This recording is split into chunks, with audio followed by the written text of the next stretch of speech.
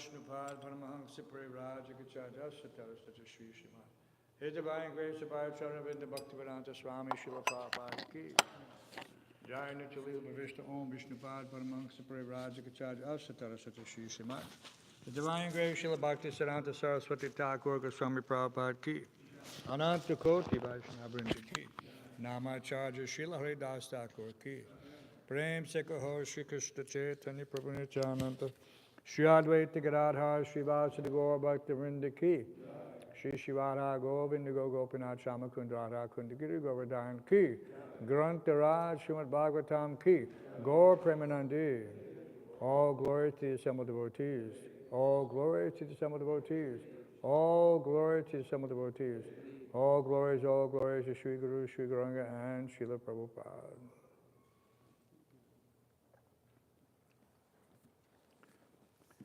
Reading from the Srila Prabhupada Lilamrita, Additional Pastimes.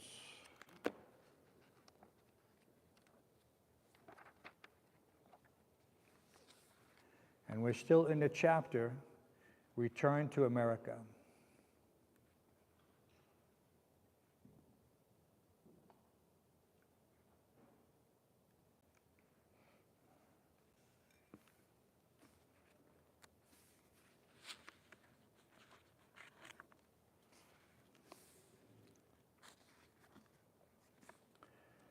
Upendra asked, Swamiji, how should we feel humble?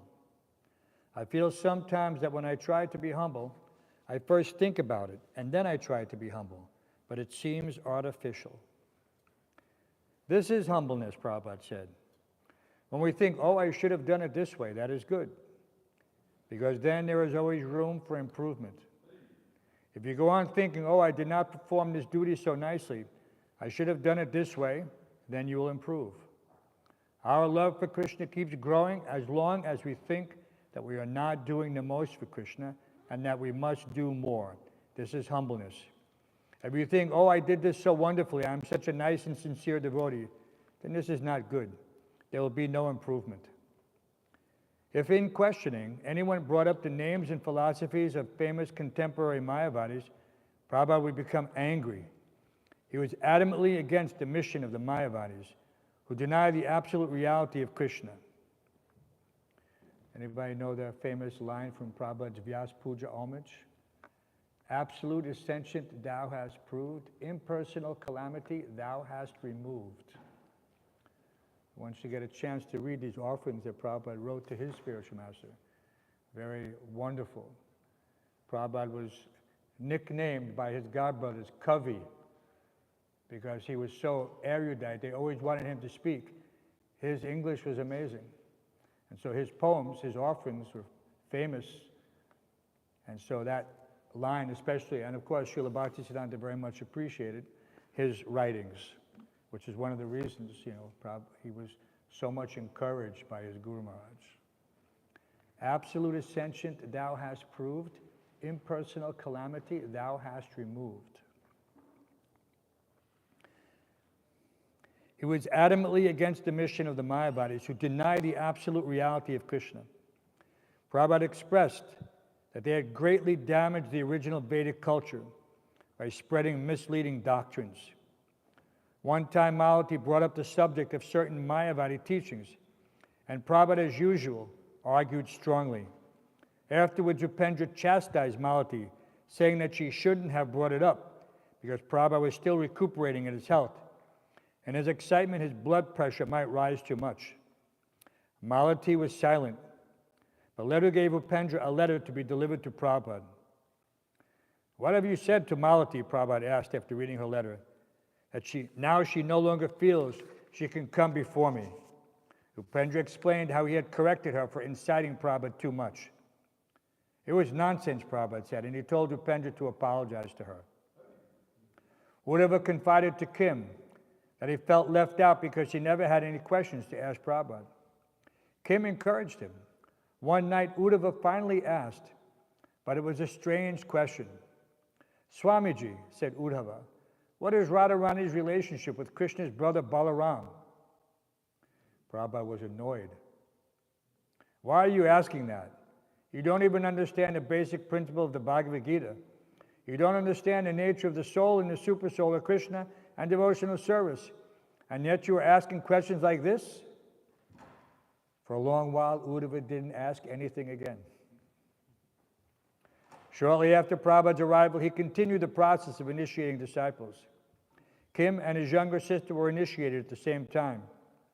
A few days before, Kim had suggested his sister should go to Prabhupada's apartment and ask to be his disciple. Are you following the 4 rules? Prabhupada asked. Yes, she replied. And then he said it was all right. I just wanted to say something else, she continued. That is, I heard that you had taken birth because in your last life you had been a physician and had killed a snake for some medical purpose. Prabhupada laughed. Oh, your brother has told you that? Yes, she replied. No more was said about it. Kim was given the name Krishnadas, and Prabhupada also initiated a few disciples who had written from New York. He performed the initiation ceremony in the temple and chanted on everyone's beads, including the New York disciples. That night he also spoke for a few moments on the telephone with Brahmananda in New York and told him, I have returned by the grace of Krishna, and I am now fit to serve you. Prabhupada said he was fit to serve the devotees, and he certainly looked and acted wonderfully. But he was still feeling the effects of his stroke of a half a year ago. There was a persistent ringing sound like a bell in his head, and he couldn't sleep more than 3 hours at night and in one in the day. But he pushed on as always. He even wrote a letter to a disciple pointing out that although he had a disturbance in his head, he was continuing to work on the transcendental plane, and he advised his disciples to do likewise. Srila Prabhupada ki jai. Just see, sometimes we even have a headache and we think, oh, I can't do my service. I can't do this, I can't do that. Prabhupada had a stroke.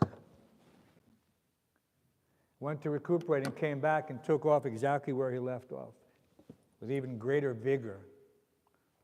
So we should always be conscious, to whatever extent we're experiencing these minor difficulties, that nothing should interfere with your devotional service. If you're sick, you're sick. That's it. You can't get out of bed, you can't eat, you can't do anything. That's sick. But if I have a headache, but I can't come to this program, but then I can do everything else, what kind of headache is that? So we should always be cautious to carefully analyze our situation internally. What is our motivation? My godbrother Urjasvat very famously said, because we were in charge of a Bhakti program, the good thing about a Bhakti program is you hear every possible iteration of excuses in many different forms. And they come, and everyone has slightly different. So he had a saying They said excuses are like elbows. Everybody has two. Yeah? So because in the Bhakti program you hear everything, every single thing. It was a wonderful experience. Now we're reading from 3rd Canto, chapter 30, text 9, up on the board. And this chapter is titled, Description of Adverse Fruitive Activities. Om Namo Bhagavate Vasudevaya. Om Namo Bhagavate Vasudevaya. Om Namo Bhagavate Vasudevaya. Where's the cushion for Arjuna Nanda? So many cushions there. Griheshu Kutadameshu Dukkha Tantreshva Atendrita Kurvan Dukkha Pratikaram Sukhavan Manyate Griheshu Kutadameshu Dukkha Tantreshvatandriyata Dukkha Tantreshvatandritata Kurvan Dukkha Pratikaram Kurvan Dukkha Pratikaram Sukhavan Manyate Grihi. Please chant. Griheshu Kutadameshu Dukkha Tantreshvatandritaha Kurvan Dukkha Pratikaram Sukhavan Manyate Grihi. Griheshu Kutadameshu Dukkha Tantreshvatandritaha Kurvan Dukkha Pratikaram Sukhavan Manyate Grihi. Griheshu Kutadameshu Dukkha Tantreshvatandritaha Kurvan Dukkha Pratikaram Sukhavan Manyate Grihi. Griheshu Kutadameshu Dukkha Tantreshvatandritaha Kurvan Dukkha Pratikaram Sukhavan Manyate Grihi. Ladies. Griheshu Kutadameshu Dukkha Tantreshvatandritaha Kurvan Dukkha Pratikaram Sukhavan Manyate Grihi. Griheshu Kutadameshu Dukkha Tantreshvatandritaha Kurvan Dukkha Pratikaram Sukhavan Manyate Grihi. Griheshu Kutadameshu Dukkha Tantreshvatandritaha Kurvan Dukkha Pratikaram Sukhavan Manyate Grihi. Griheshu Kutadameshu Dukkha Tantreshvatandritaha Kurvan Dukkha Pratikaram Sukhavan Manyate Grihi. Griheshu in family life Kutadameshu involving the practice of falsehood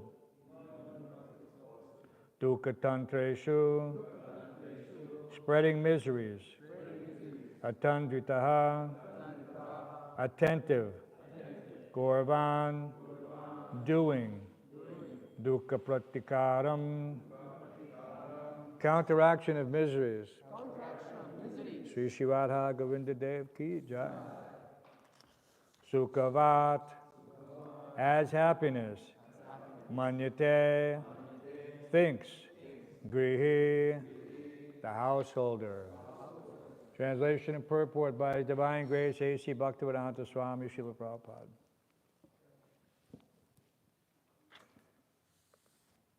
The attached householder remains in his family life, which is full of diplomacy and politics, always spreading miseries and controlled by acts of sense gratification.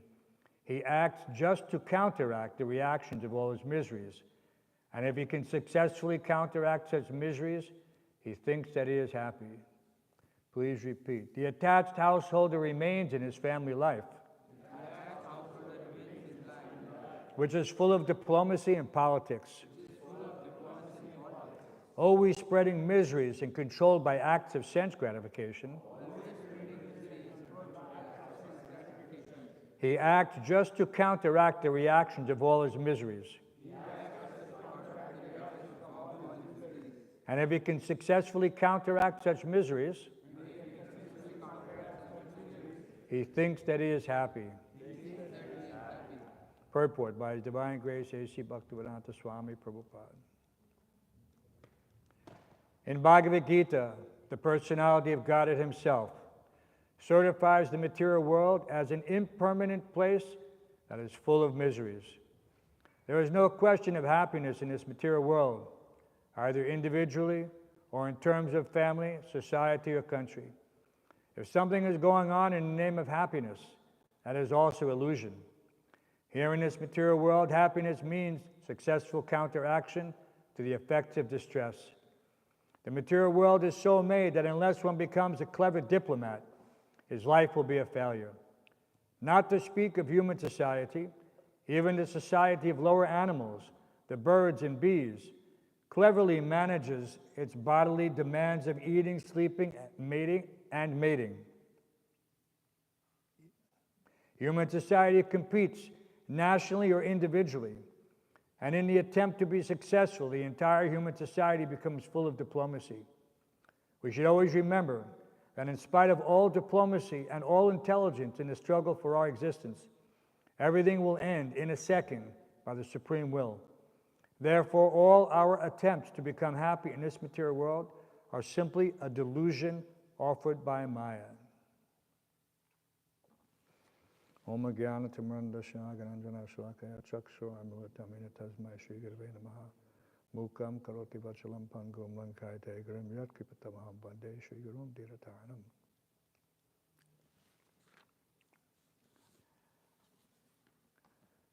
Eating, sleeping, and mating. And of course, everyone is also defending. But sometimes this defending doesn't take the shape of some physical fighting. Many times people are simply defending their so-called ego by certain means. Because this is the first offense that one feels. It's like how many times we've seen, how did Dhruva Maharaj end up going to the forest? Because he was insulted. His stepmother dragged him off the lap of his father. Said, "You cannot sit here. You did not take birth in my womb." So for a Kshatriya, because in the Bhagavad Gita we understand, for one who's known honor, dishonor is worse than death. And a Kshatriya, his most prominent feature is his ego. So you cannot insult a Kshatriya like that. It automatically results in a fight, a battle. So we see that in this age, this is very prominent. Why is it called the age of quarrel and hypocrisy? What are people quarreling about? They're quarreling about nothing. They have no fixed conception of what is right. Therefore, in their opinion, everything can be wrong and everything can be right. If it's right according to me, and you say something opposite, then we're ready to fight. Someone says that there are unlimited genders, and you say, no, there's only two, sex, male and female. Then it's a fight. But it's a fact. So people don't have the capacity to think logically. And we see that common sense is noticeable by its absence. One time when Srila Prabhupada was very accessible, just like you see here, the devotees are coming, they could even ask foolish questions. So one time one devotee was asking Prabhupada questions after questions after questions, related to something very simple, the worship of Tulsi Maharani. Such detailed questions don't need to be put to the spiritual master. It says that this Tadvidi Pranipatena Pariprasnaya Sevaya, that we're inquiring about the nature of the absolute truth. Things which you can get from other sources, you don't need to bother the guru for.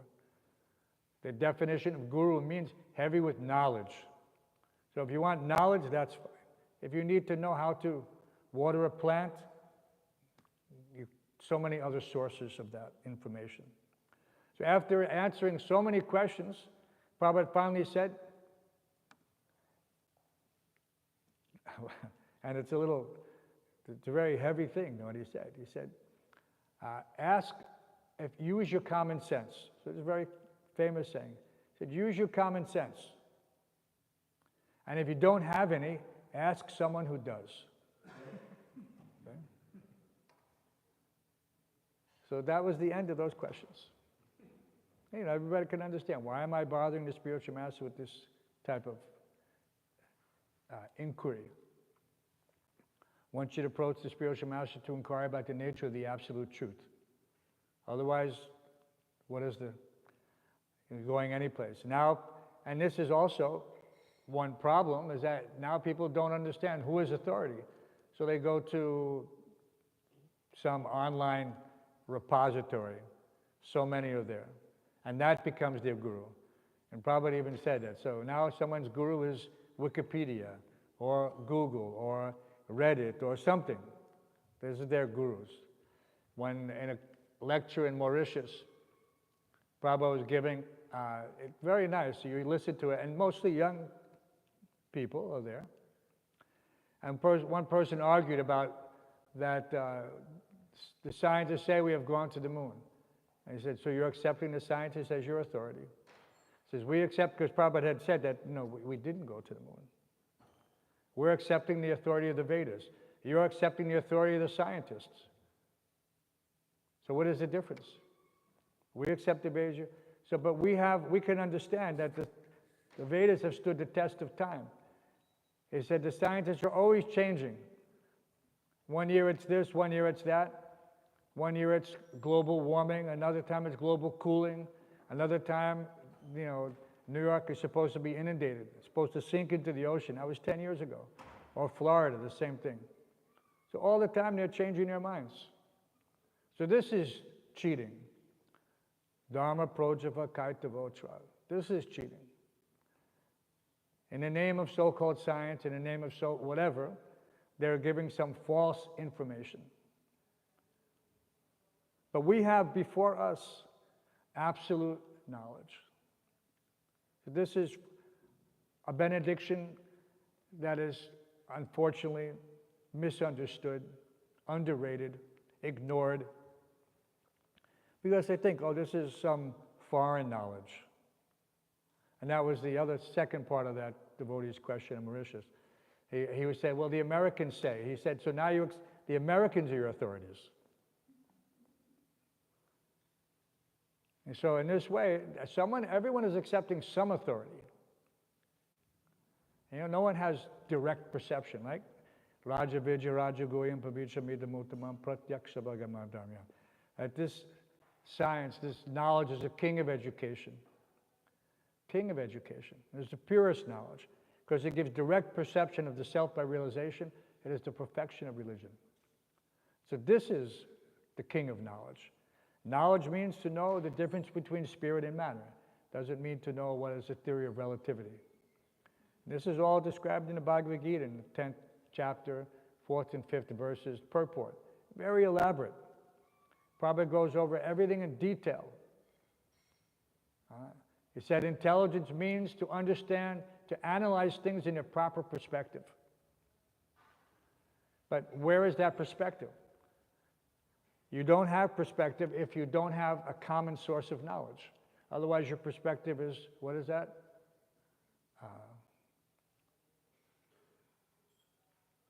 What's that Hindi saying? A person sees, Atmavan Manyate Jagat. All right? Everyone knows that. Atmavan Manyate Jagat. Everyone sees the universe through his own eyes, his own mind. Through his own mind. Right? In America, they say seeing things through rose-colored glasses. It means he has a tainted view. It's not clear. So Atmavan Manyate Jagat, he thinks everything is according to his mind. And so this is a great problem, especially when we're trying to speak to people. They have no reference point. What is knowledge? So if you tell them that knowledge means to understand the difference between spirit and matter, they give you a bewildered look. Because they don't know what is spirit. So that's why in the Bhagavad Gita there's such an emphasis on how we are spirit soul. Aham brahmasmi. Dehenosminyata deha. We're not these bodies. Vasangti jiranani bihai tabihai. We're changing this dress. Constantly changing this dress. And we can see others changing their dress. And we can see 8,400,000 species of life almost. And how did they get into that species of life? And that's a normal and thoughtful person. He inquires, yes. Why so many varieties of life are there? But many people are just bewildered. They just see things very superficially. They see the animal kingdom, they see the human kingdom, and they don't appreciate that the consciousness, that which is the essence of all living entities, is Vidya Vinaya Sampanne Brahman Gavadi. It's exactly the same. It's exactly the same. So that life force, that spirit, what is Prabhupada? Make it very simply. He said, matter expands on contact with spirit. All right? Matter cannot expand on its own. A dead child does not grow in the womb. There's miscarriage. Spirit soul is not there. It grew for 5 months, it grew for 6 months, and then it stopped growing. Why did it stop growing? The mother is the same, the chemicals are the same, the food is the same. Everything is still attached. But the spirit soul is not there. And then it's rejected. Right? By force, there's miscarriage. So this should be obvious that matter expands on contact with spirit. The whole universe is expanding only by the presence of spirit, by the Supreme Spirit. But it takes Shastra Chakshus. One has to be able to see through the eyes of knowledge, through the Vedas. The Vedas mean knowledge. Vedanta means end of knowledge. And Siddhanta means perfect knowledge. Right? The end of knowledge. Bhakti Siddhanta. So what is the perfection of knowledge? Is bhakti. But only a few persons can come to that realization. But those who do, just by that realization, will advance in spiritual life. Just by understanding that bhakti, when you become convinced internally that bhakti is the all in all, then everything becomes open for you. Your eyes become open, your intelligence becomes open. No longer a closed stone heart. Because there's, people say you have to open yourself up to the possibilities, but they don't know what that means. We have to open ourselves up to how we can, it's like we cannot jump over. Prabhupada, when he was here in 76, he was giving class. Because there's always some tendency. Prabhupada was expert how to read the audience, how to read the room, how to read the mood. They were saying you cannot jump over the head of the spiritual master and think, I will go to Srila Bhakti Siddhanta, I will go to Srila Bhaktivinoda Thakur, I will go to this person and that person. You know, we are followers. Followers means I am a parampara servant. I am the servant of my spiritual master. That is my relationship. That is my identity. I don't walk around identifying as a disciple of Srila Bhakti Siddhanta Saraswati Thakur. I can be a follower. No? But the essence of following is to accept that I have, and this is not impersonal, and this is always a great, how can you say, worry of Srila Prabhupada's, that we don't understand this relationship between the spiritual master and the disciple. This is not an ordinary thing. Krishna is stressing how does knowledge take place even on the battlefield of Kurukshetra. When Arjuna finally surrenders, Shishyas teham sadhimam prabha. I surrender now. I accept you as my spiritual master. You're not I know that you are my friend. I know that you're my friend. But we have to stop this friendly dealings now, and I accept whatever you say. So that is an important milestone in one's spiritual life, when he has that faith in the spiritual master. Like that. Yashadevi parabhaktir yata deve tata guru. One who has implicit faith in the spiritual master and Krishna, all the imports of the Vedas are automatically revealed. So we're getting this information, and still we're thinking, no, I have to approach it on my own. Avaroha panta. You know, I have to go up. I have to seek out this knowledge. Yes. What do you seek out? You seek out that once you find who is the bona fide teacher, then automatically everything will come through him without any extra endeavor. All the imports of the Vedic knowledge are automatically revealed. It's like, that's English, right? It's not some foreign language. It's very clear. But still someone is thinking, no, I have to filter it through my life experience. I have to filter it through my limited acquired knowledge. They just can't accept the words of the spiritual master. That indicates that there's what did Prabhupada say? Simple for the simple at heart, difficult for the crooked. All right? If you're simple at heart, there's no problem. Just like a child. He says, Father, what is this? And the father says, this is a ring. And he accepts. That's perfect knowledge.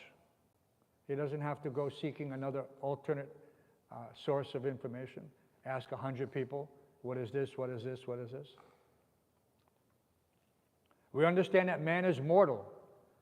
We don't see everyone going around and asking everyone and seeing, asking, are you mortal? Do you know anyone who's immortal? Trying to find this information on a planet of 8 billion people.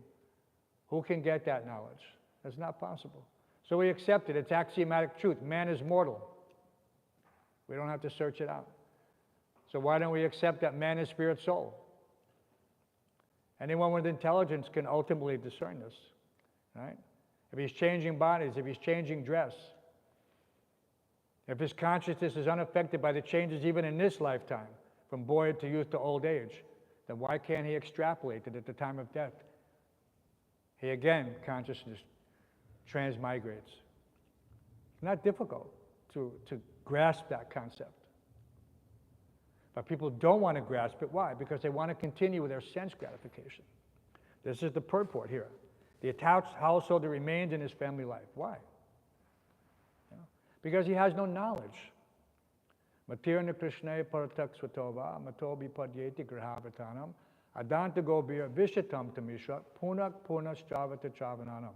This punak punas chavata chavananam means continues chewing the chewed. And if you haven't been in India, then there's very little reference to that experience. Chewing the chewed, of course, no, actually there is. In America, they even have a song about it. And that very much dates me. It says, does the chewing gum lose its flavor on the bedpost overnight? Okay? People will chew chewing gum, and then they will take it out of their mouth and they'll stick it someplace. And if they think that in the morning I will again pick that up and chew it again, this is foolishness. Well, somebody actually wrote a song about that.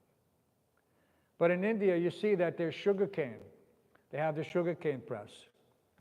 And the sugarcane wala, he puts the sugarcane through once, and he takes out, he puts it through again, he puts it through again. I've even seen him do it 4 times. And if it's really nice, and if you ask them nicely, they'll put a little piece of nimbu and some adrak when they're squeezing. Then you have sugar cane with lemon and ginger. That's the topmost. When Sridhar Maharaj used to take us on Harinam in Bombay, we would stop at the sugar cane wala at Chowpatty before there was any temples. Chowpatty is the beach. There was no temple, there was nothing. It was only Juhu, only Ras Bihari. And so we would get our sugar cane juice there. And then he discards the sugar cane, and who comes? And then the cows, the asses, they come and they try to chew this completely depleted sugar cane. There's nothing in it. There's no juice.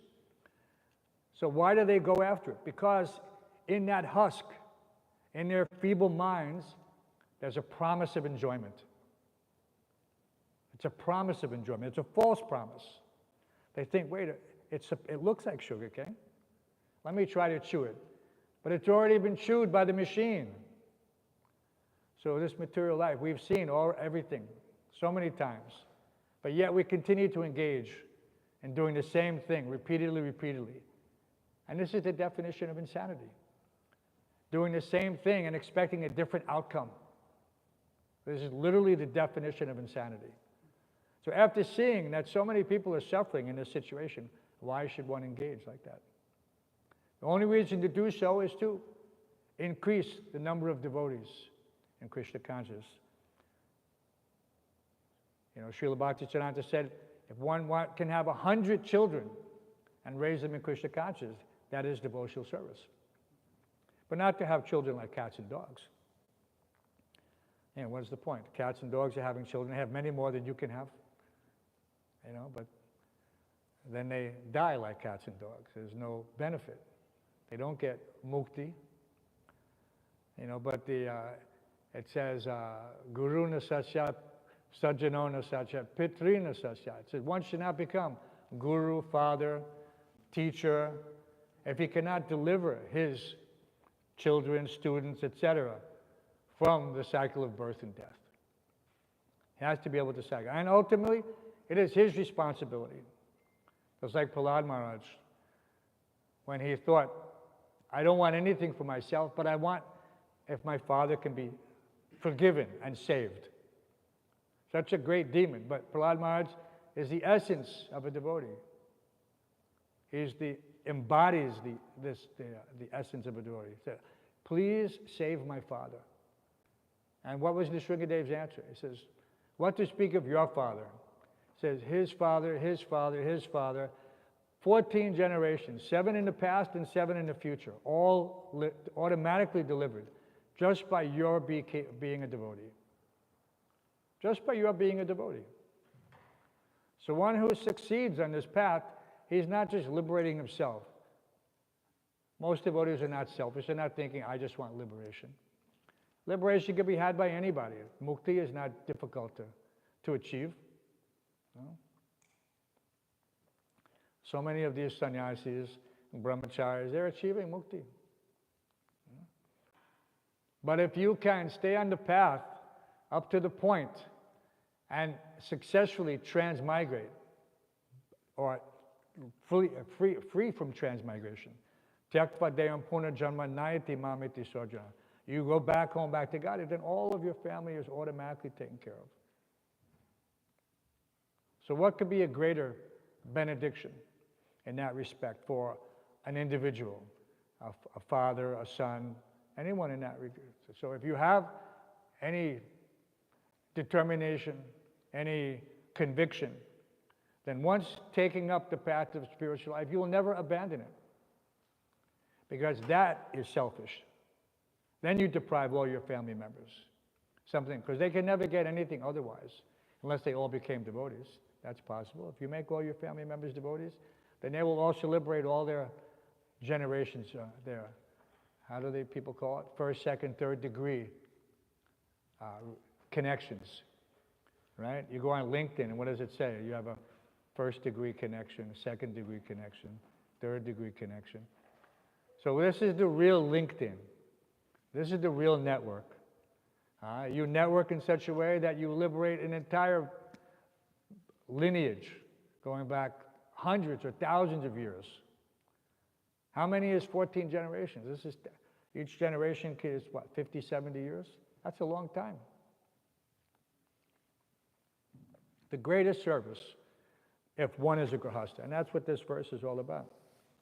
Instead of trying to counteract the miseries of material existence, go one better and escape these material miseries and offer that same facility to all family members. You offer it to them. This is the greatest gift that you can give them, is by you becoming a devotee. In the past, people would give one son to the ashram because that was their investment. I may do all nonsense, everyone else may do all nonsense, but this son, he will take us back home, back to Godhead. So we sacrifice. We have enough other sons to make money.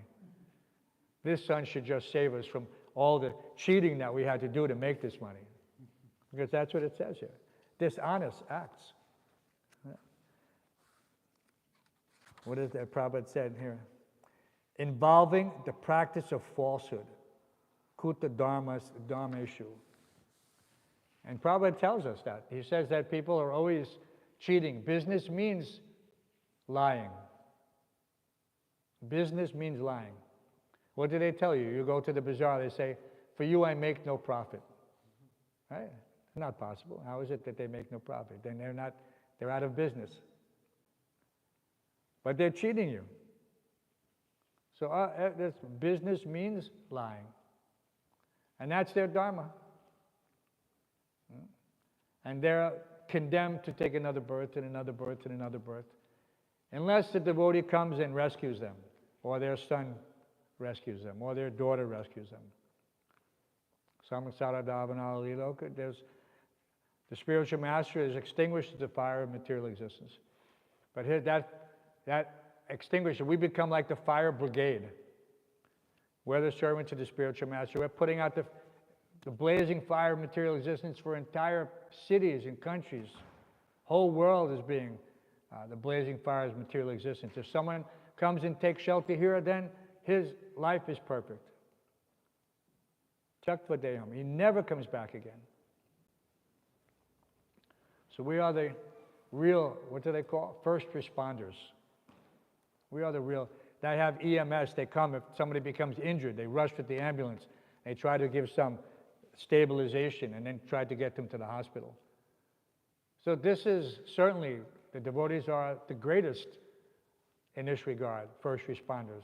They're saving the conditioned souls from unlimited misery, repeated birth and death. What to speak of one instance that they may have heart attack, injury, this or that, the other thing. This is insignificant. All right? What does it say in Isha Parashad? Right? Bhakti Phil is memorizing Sri Isha Parashad. No, Nectar of Instruction. You remember it. So in the Isha Parashad, it says, the killer of the soul. What's that shloka, Mr. Arjuna? Okay, we'll remember it later. But there's that, so who is the killer of the soul? You know, technically that's us. By ignoring the Shastra, by ignoring the Guru, you know, by minimizing the Vedas and the sadhus who bring it to us, then not only do we kill our soul, but we kill others who we come in contact with. This is the Mayavad, why Prabhupada was becoming so angry. Mayavad philosophy is so, what is it? It's irresponsible. Because you have no obligation. Yatamat tatapa. You know, just do what you like. The hippies adopted that philosophy. Back in the 60s, they used to have everyone, what was the slogan? I'm okay, you're okay. I'm okay, you're okay. In other words, don't bother me. I'm doing my thing, you're doing your thing. I'm okay, you're okay. No need for any intervention that, hey, you know, this is not the right thing. No, don't worry about it. Whatever I do is okay. Whatever you do is okay. And therefore, now you have confusion. People don't even know what sects they are. So this is unfortunate that people cannot recognize real knowledge. They say, follow the science. What is a science? No, they make up something. They make up something just to justify their situation. So this is real cheating religion, Kaitava Dharma. You cannot make religion. Dharma, how does that go? Dharmam, Bhāgavatam, yeah. That real Dharma comes from the Supreme Personality of Godhead, only. He's the only one. Right? And so we don't have a choice. We cannot argue. We cannot play devil's advocate and say just as once I'm going to accept that the Mayavadis are correct, and in order to justify my actions. No. There's no excuse. There's never an excuse. And as soon as one thinks that there's an excuse, then his condition is that of a person who has stopped taking the medicine. And what is the medicine for us? Is chanting the holy name. Ashodoloi. This is the real medicine. All right? It's not going to the pharmacy. Every morning, we're chanting japa. This is like a hospital ward. Can anyone in the temple say that I am liberated? I don't have to come and chant with the devotees. I can just, I'm okay. What is it? Say, there it is again. I'm okay. You don't have to bother me. You don't have to instruct me. You don't have to tell me anything different. No. The instructions here. Is there any more sanctified atmosphere than the temple room? In a big temple, it's all absolute. But at the same time, there are certain, just like we can appreciate that wherever the deities are, wherever the spiritual master are, this has an additional impetus. Because why? Because we feel their presence. Prabhupada sat on that Vyasasan. He gave Bhagavat Dharma discourse from that Vyasasan. And Sri Shivada Govinda have been benedicting in the New York City since 1972. Prabhupada said the temple is Vaikuntha. But, you don't go chant in the bathroom upstairs. Does anybody think that that's also Vaikuntha? It is, but are you that advanced that you can be like Gorkishore Das Babaji and go chant in the latrine? No. Who is foolish enough to accept that? He is so advanced that he can chant even in the latrine. Take his beads in the bathroom and chant. No.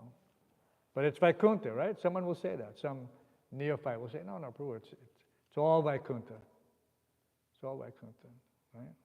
But that's not common sense. That's ignoring the practical reality.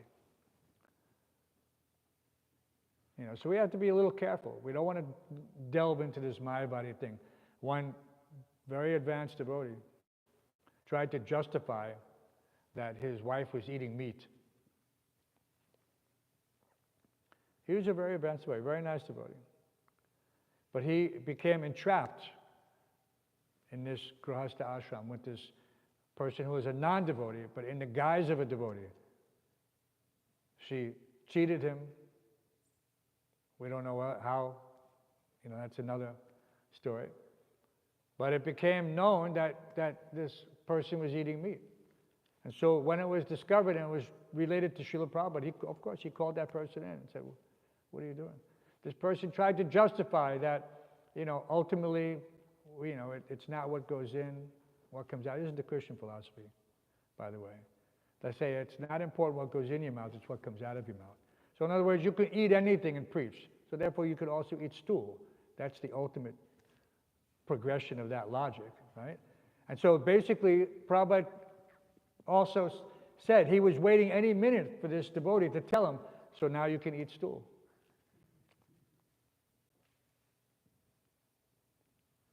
I mean, if you can eat dead flesh, if you can eat this, at which point does it stop? There's a sect, a cult, called Aghori in India. Does everybody know Aghori? Yeah, they haunt the crematoriums areas. And what do? They feast on dead flesh. And if there's not enough dead flesh there, they go kill somebody and then eat his flesh. So they have such cannibalism. Why? Because they think that this is the ultimate realization, that everything is one. What's the difference between this meat, that food, that vegetable, this and that, the other thing? No. They take it that they're the most advanced.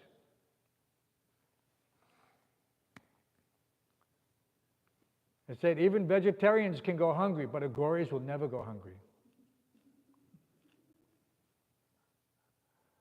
This is their idea, because there's always some. And what is a symptom of Kali Yuga? Prabhupada said in Kali Yuga in the future, people will have children just to eat them. Yeah, we think that this is, for us, our sensibilities become a little offended. But it's already going on. It's already going on. Kali Yuga is already here, so it means it's already going on someplace. So we have to be on guard against the incremental attempts to try to introduce these false narratives like that. So devotees are very conscientious, but sometimes they're a little shy. We're not confrontational. We don't go looking for an argument. But at the same time, if someone tries to say everything is one should be prepared. You know, if he can't argue, then he should leave. But if he can quote Shastra, and if he can extrapolate and logically explain something, then he should, because that person needs help. You know, such a display of ignorance shouldn't be tolerated. It should be addressed, if you can. And if you cannot, then you leave. You know? So we don't have, everything is there. You know, what is that, was it Sanatana Goswami or Rupa Goswami? Then he was approached by that Kavi and took a certificate saying that he was defeated. You know, and then Jiva Goswami went and defeated him. Because the sadhu, he doesn't want to be bothered. Why do I want to be bothered with this sophomoric, you know, nonsense? Who's better logician? Who's better this and that? It's infantile. We don't have time for this. But if a person is innocent, because this is what the Madhyamakari, he can see who is innocent and who is ignorant, who is a demon, who's a potential devotee. And he understands how to act in time and circumstance. You know, sometimes you'll see someone who's a new devotee, he'll be trying to convince someone of his limited realization. And that zealousness is counterproductive, because it appears artificial, it appears contrived. He may know, but he has no ability to present the philosophy in the same manner as someone who's more mature, who actually has realized it and can see it from many different angles of vision. Because that's intelligence, to be able to analyze things in a proper perspective, right? If you only have book knowledge, you cannot go into an operating theater and perform surgery. You could say, no, I've read all the books on surgery. I've read every book available. There's not a single book on surgery that I have not read. Will anybody let him perform surgery? No. Because he has no practical experience. You know? So this is a very simple point, but many people tend to gloss over it. Is that you should speak according to your realization if you want to be effective. Don't speak something about Radha Krishna's pastimes. Chaitanya Mahaprabhu never spoke anything to the public in this regard. It's forbidden, actually. This is only topics meant for the devotees, and only those devotees who have demonstrated the capacity and capability through dedication, you know, to the orders of the spiritual master. Not that, no, I am now as good as my spiritual master. Actually, maybe I'm even better. You know, I've read more books. I have more. No. There's none. Until you have developed genuine love for the spiritual master, you cannot develop love for Krishna. It's not possible. It's completely, it's an impossibility. It's a contradiction.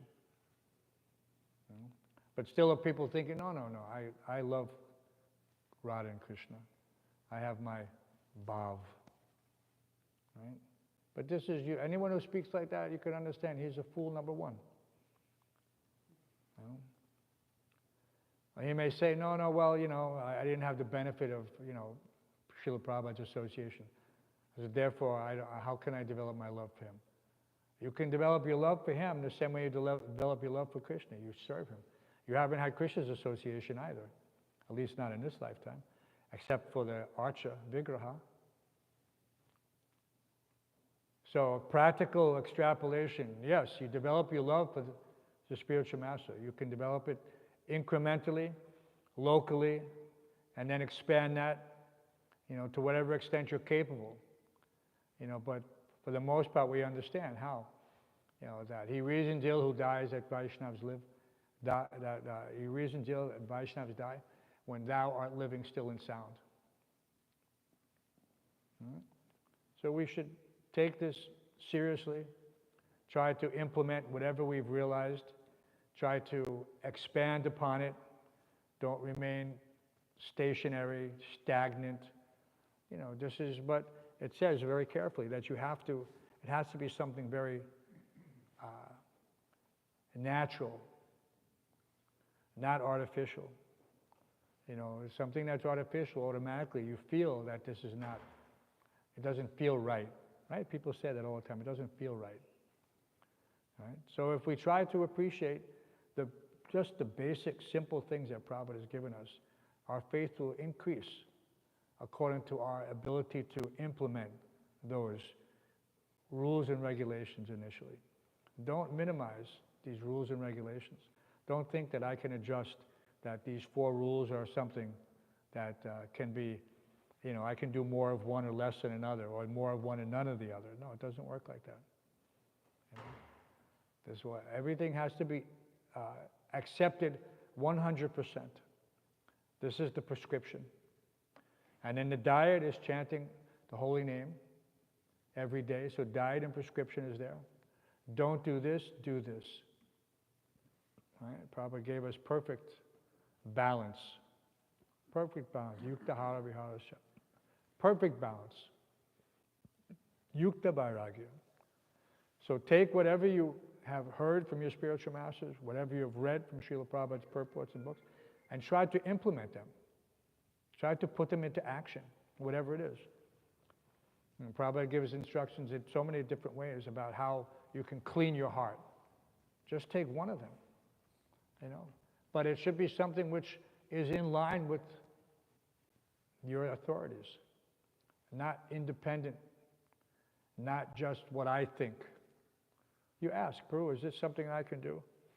Can I clean this? Can I cook this? Can I do this? Yeah. You get some permission. This is the way of success, without speculation. Prabhupada didn't like that there was idleness. People weren't properly engaged. So everyone needs to be engaged 24/7. Even sleeping is engagement in preparation for the next day. But it has to be according to the needs, not according to the wants. Someone says, I want to sleep 8 hours. There's no scope for that. It doesn't exist. You can become a bear in your next life and sleep for 6 months if you like. That's a different thing. Or however, how many months, 3 months, the bear sleeps, hibernates. But we don't need any hibernation in the temple. We need active spirit souls endeavoring with great determination. And then the temple is Vaikuntha, and everyone who comes in will feel that. That's how you can understand. When you're doing everything right, a person comes in and says, oh, it's a completely different atmosphere.